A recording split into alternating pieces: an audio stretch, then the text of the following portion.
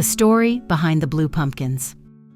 In a small neighborhood where the leaves crunched underfoot and the October wind carried the scent of pumpkins and cinnamon, there was a different house.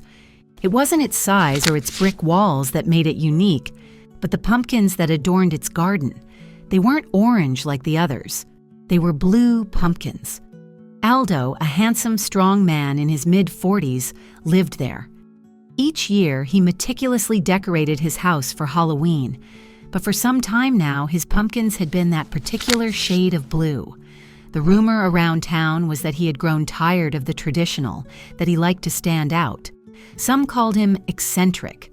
Others, more superstitious, believed it had something to do with some strange magic or some syncretic belief, or maybe it was a rebellious gesture toward the holiday. But the truth was much more human, simpler, and deeper. Aldo was the father of Dana, an 8-year-old girl who barely spoke.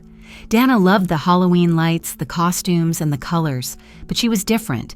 She lived in a quieter world, a calmer one, where words didn't always flow.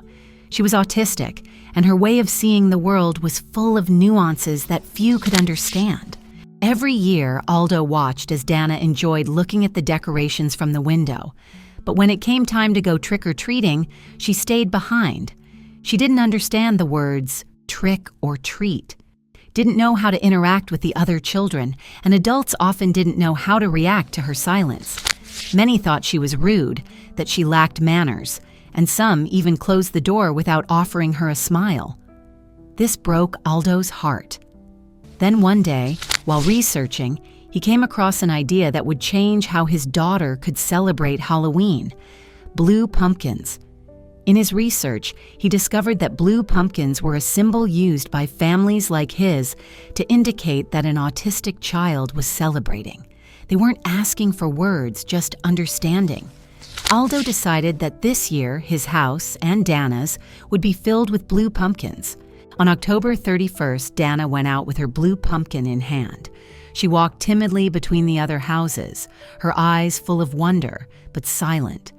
At first, some adults were puzzled by the sight of this different pumpkin, but over time, they began to understand. That night, as Dana watched the lights from her window, something in the air had changed. It wasn't just the decorations or the costumes. It was the feeling that finally the neighborhood had understood. The adults didn't ask for words she couldn't say, and the children didn't look at her with awkward curiosity. They simply smiled. And in her quiet world, that was the only response Dana needed. Behind every blue pumpkin, there's a story, a life that doesn't need words to be celebrated. Sometimes the greatest magic of Halloween isn't in the costumes or the candy, but in the simple empathy we can offer.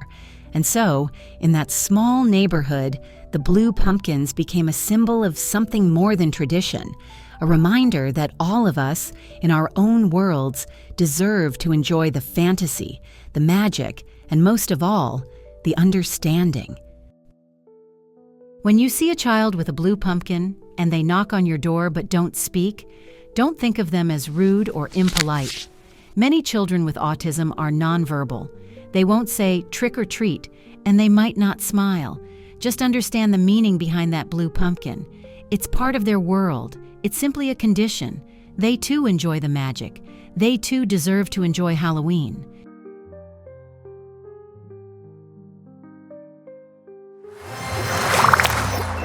If you liked the video, ask your parents to give it a like, subscribe to the channel, and share this video with your friends.